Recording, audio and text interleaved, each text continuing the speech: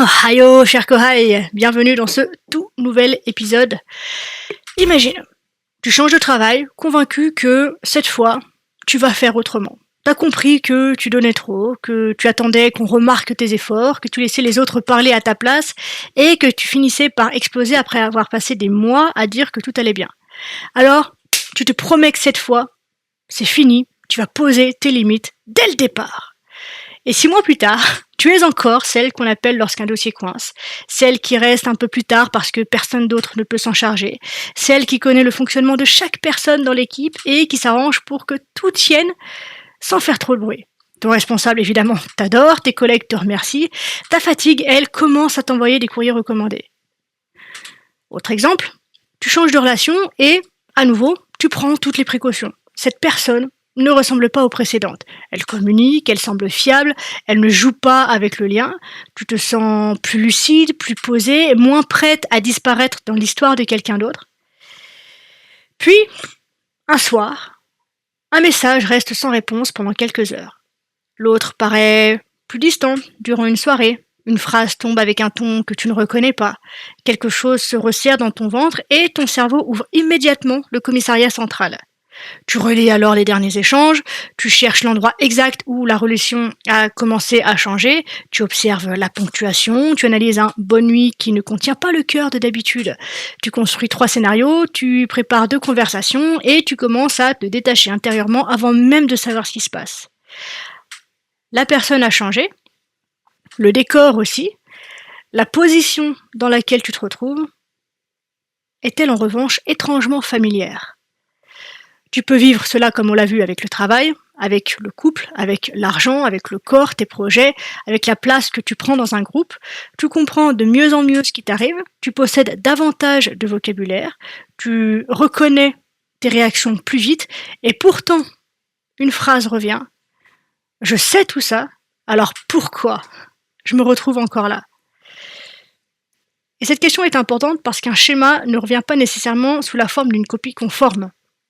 Il avance avec toi, il apprend, il utilise tes capacités, tes connaissances, ton intelligence et les environnements que tu traverses. Il peut devenir tellement élaboré que tu ne le reconnais même plus comme un schéma, tu l'appelles ton caractère, ton intuition, ta générosité, ton exigence ou ton sens des responsabilités. Une enfant qui apprend à détecter le changement d'humeur d'un adulte peut devenir une femme très douée pour lire une pièce en quelques secondes. Une adolescente qui veille à ne jamais être prise en défaut peut devenir une professionnelle fiable, préparée, capable d'anticiper les problèmes avant tout le monde. Et une adulte qui a compris que sa place dépendait de son utilité peut construire une vie entière autour du fait d'aider, soutenir, comprendre et réparer. La forme gagne en finesse et la logique qui la soutient peut rester complètement intacte. Bienvenue dans Bien avec soi. Je suis Marie Perron et j'accompagne celles et ceux qui le veulent à devenir leur propre sanctuaire à travers le slow coaching et le dojo du cœur. Ici, on ne cherche plus à se réparer, mais à se rencontrer pleinement. On parle de shadow work, d'équanimité, d'amour de soi, de non-dualité et de présence pour avancer avec plus de conscience et de paix intérieure. Si c'est ton premier épisode ou si tu ne veux rien manquer des prochains, n'hésite pas à t'abonner, à laisser un commentaire et à mettre 5 étoiles sur Apple Podcast. Ça permet tout simplement de continuer à créer ces contenus pour toi et assure la longévité de ce podcast.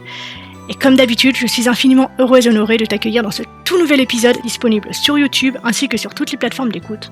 On est parti.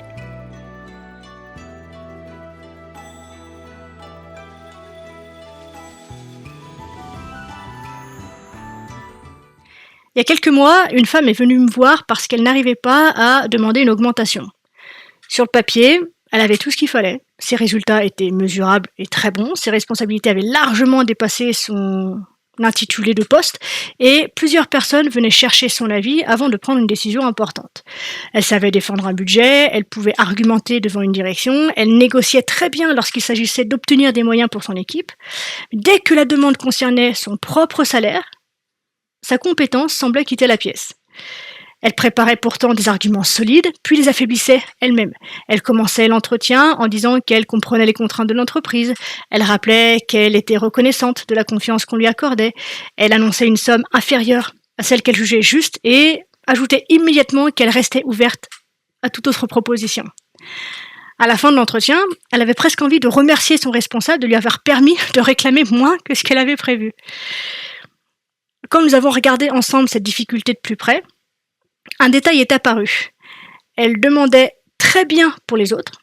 Elle pouvait se battre pour l'augmentation d'une collègue, par exemple, réclamer un meilleur délai pour son équipe ou défendre une personne qu'elle trouvait injustement traitée. La difficulté, donc, commençait bel et bien lorsque le bénéfice devait revenir vers elle seule. Elle formulait alors sa demande comme si elle devait prouver qu'elle ne prenait rien à personne. Et cette différence peut paraître insignifiante, presque bête, et pourtant elle est extrêmement précieuse. Dire « je ne sais pas demander » reste vague, mais dire « je peux demander tant que ma demande profite à d'autres personnes » nous rapproche déjà d'une loi beaucoup plus précise. Une loi du type « vouloir davantage pour moi risque de me rendre gourmande aux yeux des autres ».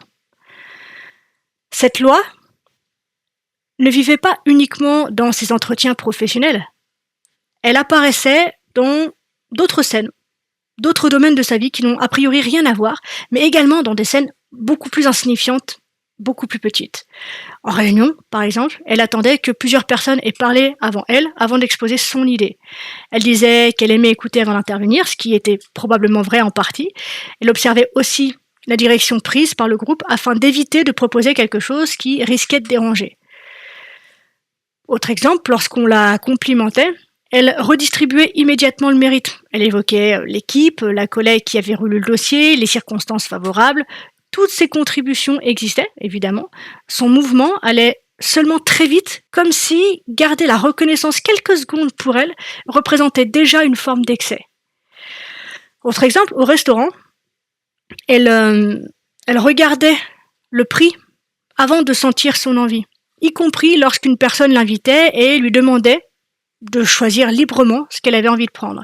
Elle cherchait d'abord le montant raisonnable, puis ce qu'elle pourrait manger à l'intérieur de cette limite qu'elle s'était imposée elle-même. Dans ses relations, dernier exemple, elle formulait peu de demandes directes. Elle rendait service, donnait quelques indices, espérait que l'autre comprendrait et accumulait de la frustration lorsque ses besoins restaient invisibles. Et comme je te l'ai un peu teasé au début, à première vue, ces scènes n'ont rien à voir entre elles. Une augmentation, une réunion, un compliment, un dîner et une relation amoureuse ne constituent pas, a priori, le même problème. À l'intérieur de son expérience, on a pu repérer une forme commune qui se répétait. Avant de prendre davantage pour elle, elle cherchait une autorisation. Et cette forme n'avait pas été imposée par les situations présentes. Aucun serveur ne lui demandait de choisir le plat le moins cher. Ses collègues n'exigeaient pas qu'elle attende avant de parler. Son responsable ne lui avait pas encore répondu lorsqu'elle commençait déjà à diminuer sa demande. Elle réagissait depuis un monde doté de ses propres lois, de ses propres gouvernances. Tu commences à le savoir, c'est ce que j'appelle le topos.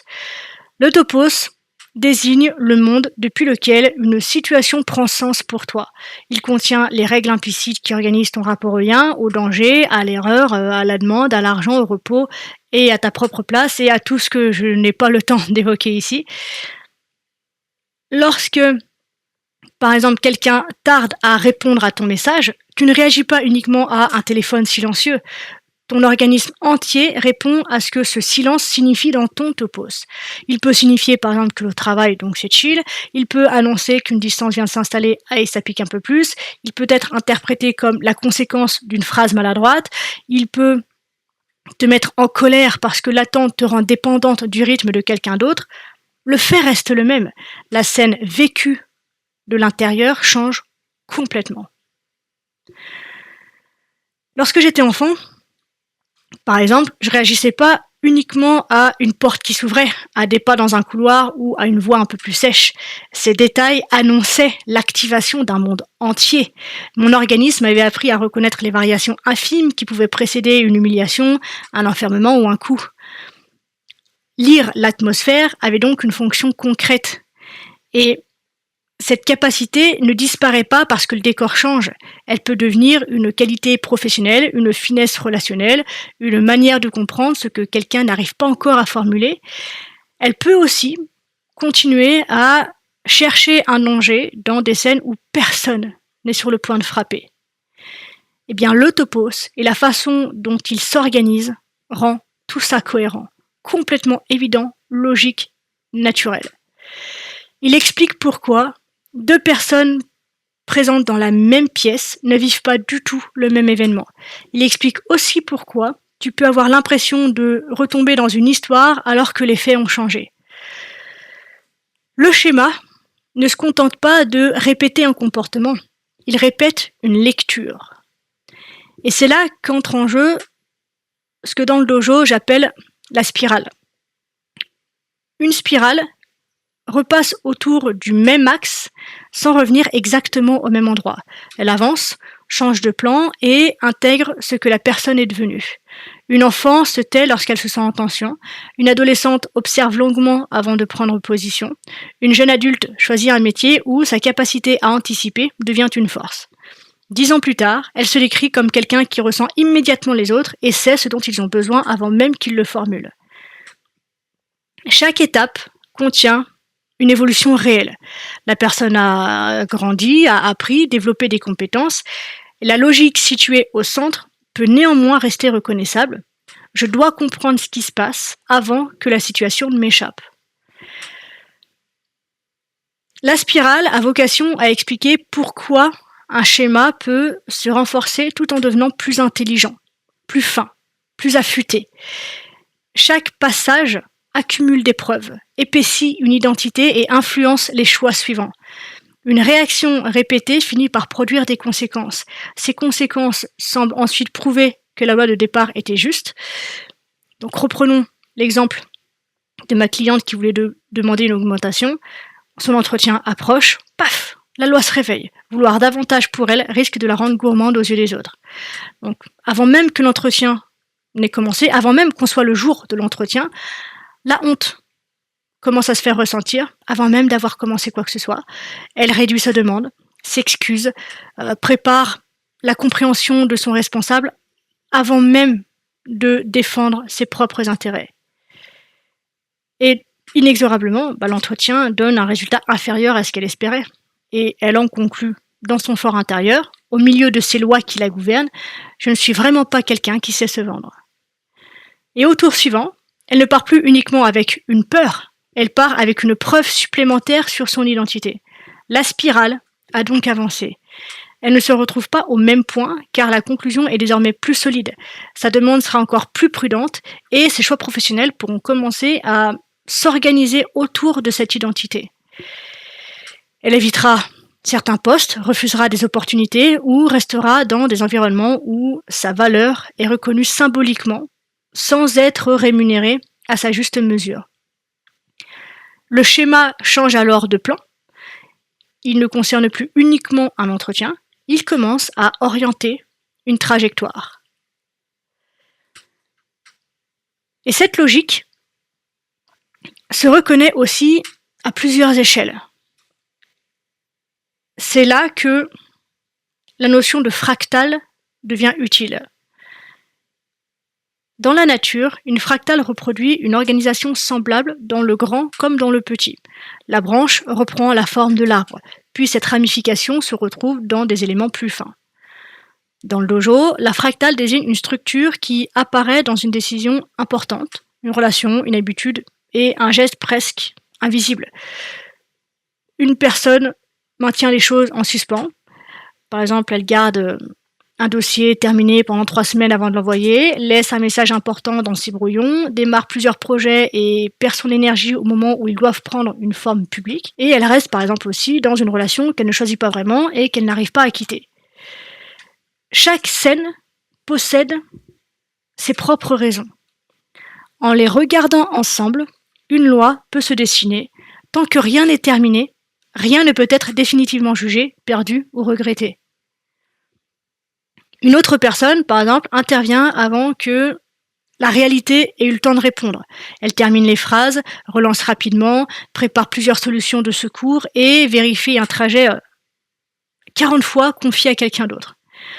Au travail, on la trouve réactive. Dans son couple, elle se plaint de devoir tout porter et dans son corps, attendre devient presque douloureux. La forme commune, la loi qui gouverne tous ces comportements qui peuvent sembler ne rien avoir à faire entre eux, pourrait être « je dois agir avant que la situation ne m'échappe ». La fractale ne transforme pas chaque détail en message secret. Mettons-nous bien d'accord là-dessus. Une tasse oubliée sur une table peut simplement être une tasse oubliée sur une table. Un livre abandonné peut être simplement un livre de merde. Ça peut être simplement mauvais. Une personne qui laisse 3 onglets ouverts sur son ordinateur n'est pas nécessairement terrorisée par l'achèvement. Elle peut aussi avoir réellement 3 choses à faire. Le motif devient pertinent et mérite notre attention, notre intérêt, lorsqu'il se retrouve dans des scènes assez différentes et qu'une même logique permet réellement de les relier. Et je prends le temps de mettre ça en avant parce que cette prudence est importante parce que le cerveau adore trouver de la cohérence. Il peut sélectionner 5 exemples qui confirment une idée et oublier les 50 situations qui la contredisent. Tu peux décider que ton schéma consiste à ne jamais terminer et commencer à inspecter ton appartement, tes projets, tes messages, tes livres et ton linge comme si tu menais une perquisition chez toi. Tout devient une preuve. Le tiroir mal rangé témoigne de ton rapport à l'engagement. La série arrêtée à l'épisode 4 confirme ta peur d'aller au bout. La plante morte sur le balcon commence à devenir inquiétante. À ce stade, tu regardes plus une structure. Tu fabriques un dossier. Et les notions que je vous offre aujourd'hui, que je vous transmets aujourd'hui, n'ont vraiment pas vocation à vous faire fabriquer un nouveau dossier à charge contre vous-même. Pas du tout. Et c'est donc ici qu'il est important pour moi d'introduire une autre notion encore, qui est celle du point source. Le point source, je pense que, vu son nom, tu devines à peu près de quoi il s'agit. Le point source, c'est une scène, une période ou une ambiance dans laquelle une loi du topos devient particulièrement lisible. Il peut effectivement s'agir, comme son nom l'indique, donc, du souvenir le plus lointain auquel tu accèdes, ou d'un moment qui condense très clairement la logique du schéma. Donc, il ne reçoit pas automatiquement le statut de cause historique. Et cette nuance que je pose à nouveau évite ce que j'appelle une blessure pain au chocolat. Une blessure pain au chocolat apparaît lorsque tu rencontres un problème dans ta vie actuelle, que tu cherches son origine dans l'enfance, puis que tu attrapes une scène qui lui ressemble et lui donne les pleins pouvoirs. Par exemple, tu as du mal à recevoir davantage, tu te souviens qu'à 8 ans, ta mère t'a refusé un 2e pain au chocolat. Le récit se construit immédiatement. Ce jour-là, tu aurais appris que tu n'avais pas le droit d'en vouloir plus, et cette scène expliquerait maintenant ton rapport à l'argent, ta difficulté à demander et la manière dont tu fixes tes tarifs. C'est propre, c'est émouvant, ça tient en 3 slides Instagram, et personne ne sait si les 2 événements ont le moindre rapport. Ta mère a pu refuser parce qu'il n'en restait qu'un pour ton frère, parce que tu venais d'en manger 2, parce que le dîner arrivait ou parce qu'elle n'avait plus d'argent pour en acheter. Tu as pu vivre à ce moment-là ce refus comme une injustice, ta déception était peut-être réelle, elle ne prouve pas que cette scène a construit ta vie financière 30 ans plus tard. La blessure pain au chocolat naît du besoin de trouver une explication simple à une structure complexe. Une scène disponible devient la réponse. On cesse alors de l'interroger parce qu'elle procure une histoire satisfaisante. Le point source, que je vous invite à regarder ici, demande davantage de modestie. Il nous indique « voilà un endroit où je reconnais cette lecture ». Il ne dit vraiment pas du tout « voilà l'instant exact où toute ma vie a basculé ». Et j'ai vraiment besoin que vous enregistriez cette nuance parce qu'elle est essentielle pour ne pas vous perdre dans un nouveau torrent, dans un nouveau tourbillon de réflexion et de preuves à ajouter à ce fameux dossier à charge qu'on veut éviter que vous construisiez désormais. Revenons encore une fois à la femme qui n'arrivait pas à demander son augmentation. En avançant dans le travail ensemble, une scène d'enfance lui est effectivement revenue. Elle se voyait à table, à 8 ou 9 ans, hésiter avant de se resservir et chercher du regard l'autorisation d'un adulte. Cette scène pouvait devenir un point source parce qu'elle rendait sa logique actuelle très visible. Sa main hésitait avant de prendre davantage, son regard cherchait une validation extérieure. Alors, j'insiste à nouveau, cela ne nous autorisait pas à décider que le problème était né autour de ce plat, mais nous pouvions raisonnablement examiner la scène. devait-elle réellement demander? Tout le monde suivait-il cette règle? Que se passait-il lorsqu'elle se servait? Quelqu'un l'avait-il traitée factuellement de gourmande? Savait-elle réclamer d'autres choses à la même époque? Existe-t-il des souvenirs où elle prenait sa place sans rencontrer de difficultés? Et toutes ces questions empêchent le souvenir de devenir une relique sacrée. Elles permettent aussi de voir comment le topos organise le récit du passé. Si ta loi actuelle dit « je demande trop », ta mémoire retrouvera facilement les refus, les soupirs, les regards contrariés et les scènes où tu t'es sentie envahissante. Mais elle retiendra beaucoup moins les demandes accueillies normalement, les moments où quelqu'un t'a donné davantage et les situations qui n'ont laissé aucune trace particulière. Le topos peut sélectionner lui-même le point source chargé de confirmer le topos. C'est pour ça qu'une enquête digne de ce nom cherche aussi ce qui ne colle pas. Où la loi apparaît-elle? Où disparaît-elle? Qu'est-ce qui change lorsqu'elle ne s'active pas? Quels éléments contredisent le récit? La femme dont je te parle depuis le début savait demander pour son équipe. Cette exception a permis de préciser la loi. Elle n'était pas incapable de demander, point. Elle redoutait de vouloir davantage pour elle seule. Et voilà comment une structure devient réellement exploitable.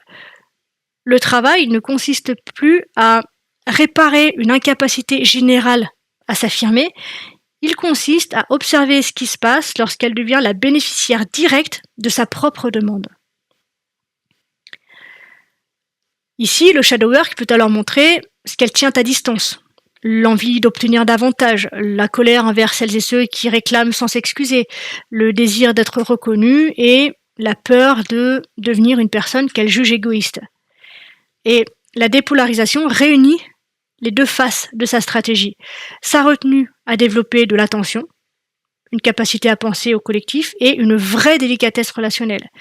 Elle lui a aussi fait perdre de l'argent, du temps et des occasions de dire clairement ce dont elle avait besoin.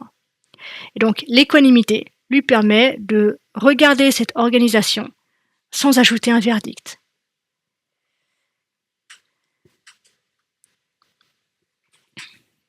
Avant de passer à l'exercice, j'ai besoin de reprendre quelques minutes pour vous mettre en garde sur le piège possible de ces 4 outils. Parce que découvrir un schéma peut facilement devenir un nouveau moyen de se faire la guerre. Et encore une fois, la vocation du slow coaching et du dojo du cœur, c'est d'arrêter le combat contre soi-même. Et je sais que les outils que je vous présente aujourd'hui, les notions que je vous transmets aujourd'hui, peuvent être récupérées pour servir d'arme contre soi. Donc, par exemple, tu repères la spirale et tu te reproches d'être encore dedans. Tu observes la fractale et tu la vois dans chaque détail. Tu retrouves un point source et tu accuses une scène d'avoir ruiné ta vie. Tu comprends ton topos et tu veux immédiatement le remplacer par un monde plus positif. Tu viens alors d'ajouter 4 outils à ton chantier intérieur. Le slow coaching cherche un autre mouvement. Voir la loi avec assez de précision pour retrouver une marge dans la scène actuelle. C'est tout. Le slow coaching, c'est une invitation au dépouillement, à l'observation. Dans quel but? Revenir au réel, à l'ici et maintenant. J'observe quelque chose, je fais mon petit tour intérieur et je reviens habiter le moment. Dès lors que tu pars dans, des heures, des jours de tergiversation, de réflexion, de rumination, on n'est plus dans le travail du slow coaching. Tu es à nouveau parti au combat. Et c'est pas grave, on est tous pareils, ça fait partie du jeu. L'intérêt pour nous ici, c'est de remarquer qu'on est reparti au combat, de poser les armes, de revenir dans le moment. Et plus on va travailler cela, plus on va s'exercer à revenir, plus on pourra rester longtemps. Voilà. Et si tu veux entraîner cette capacité, les portes de MetaDojo sont ouvertes. Tu as toutes les informations dans la description et dans le commentaire épinglé. Place donc maintenant à l'exercice. Comme régulièrement dans les exercices que je te propose, je t'invite à trouver un moment concret, une scène récente dans laquelle tu as reconnu une réaction familière. un message, une réunion, une demande, une conversation ou un silence. Prends quelque chose de suffisamment précis pour que tu puisses revoir le lieu, entendre la phrase et sentir le moment où ton organisme a changé d'état. Si tu devais me raconter cette scène, je dois pouvoir me la représenter mentalement, je dois pouvoir m'en faire une image et vivre ce moment avec toi. Ok ? On veut ce niveau de détail-là. Une fois que tu l'as, commence par séparer les faits de la lecture. Qu'est-ce qui s'est produit exactement ? Exactement, ça veut dire que s'il y a une caméra qui filme ce que tu es en train de vivre, ce que tu racontes, c'est ce qu'il y a sur le film. Ni plus ni moins. Ok ? Donc par exemple, ton responsable a dit « je vais y réfléchir ». Ton partenaire a demandé à passer une soirée tout seul. Une cliente n'a pas souhaité renouveler son accompagnement. Un proche a répondu avec une phrase plus courte que d'habitude. Une fois que tu as fait le tour des faits avérés de cette scène, de cette expérience, complète la phrase suivante. Dans mon monde, cela signifie que... Et je te laisse compléter. Par exemple, cela signifie que ma demande est excessive. Cela signifie que le lien se fragilise. Cela signifie que mon travail n'a pas de valeur. Cela signifie que j'ai fait quelque chose de mal. Tu viens de mettre une loi du topos, de ton topos, en mots. Observe ensuite la spirale. Quand cette lecture apparaît, que se passe-t-il dans ton corps ? Que fais-tu ? Que cesses-tu de faire ? Quelles conséquences ton comportement produit-il ? Comment cette conséquence renforce-t-elle ta conclusion de départ ? Puis, regarde comment cette structure a évolué dans le temps. Quelle forme prenait-elle à une autre étape de ta vie ? Quelle capacité a-t-elle utilisée en grandissant avec toi ? Comment est-elle devenue une partie de ton identité ? Ensuite, cherche la fractale.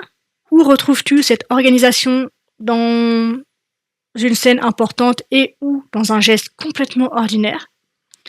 Et garde une place pour les contre-exemples. Ton objectif n'est pas de prouver que la loi gouverne tout. Tu cherches ses frontières, tu cherches à la dessiner. Tu peux ensuite laisser venir un point source, une image, une période, une ambiance.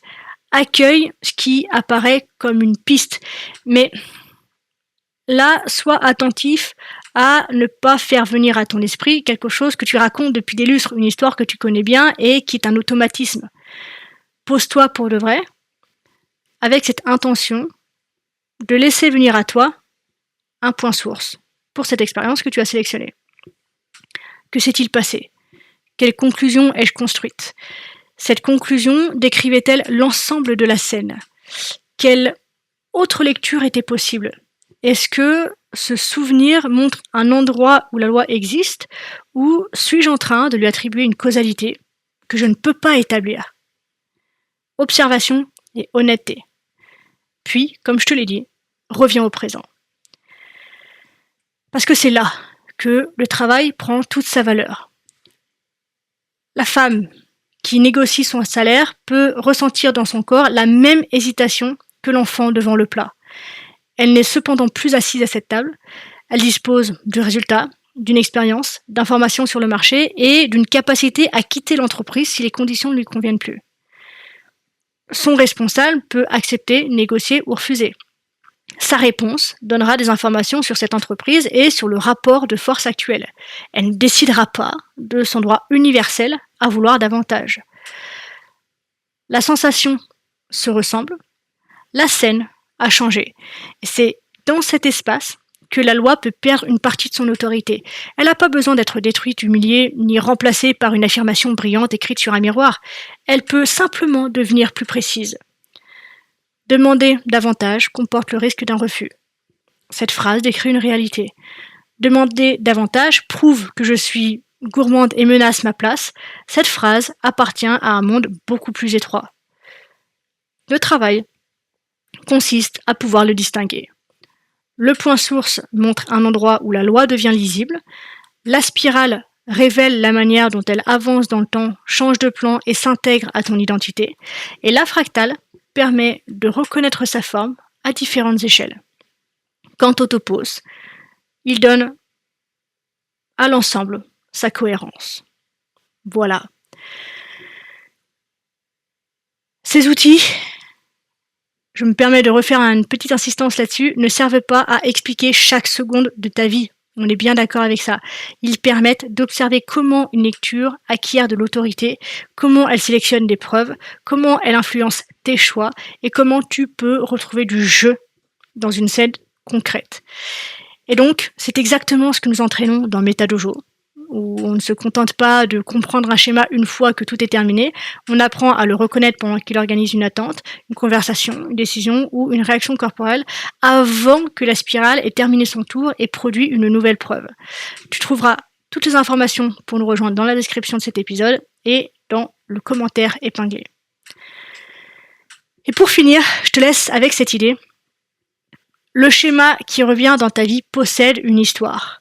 Cette histoire ne tient pas nécessairement dans une scène parfaite cachée au fond de ton enfance.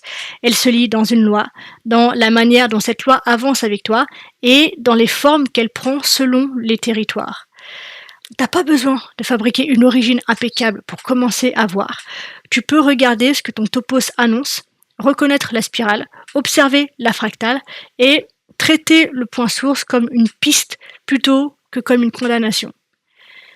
Certaines lois décrivent encore justement une partie de la réalité, d'autres parlent depuis une table qui n'existe plus. Voilà.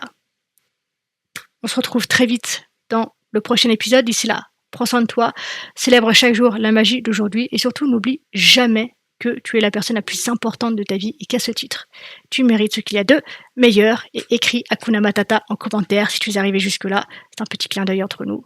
Ciao!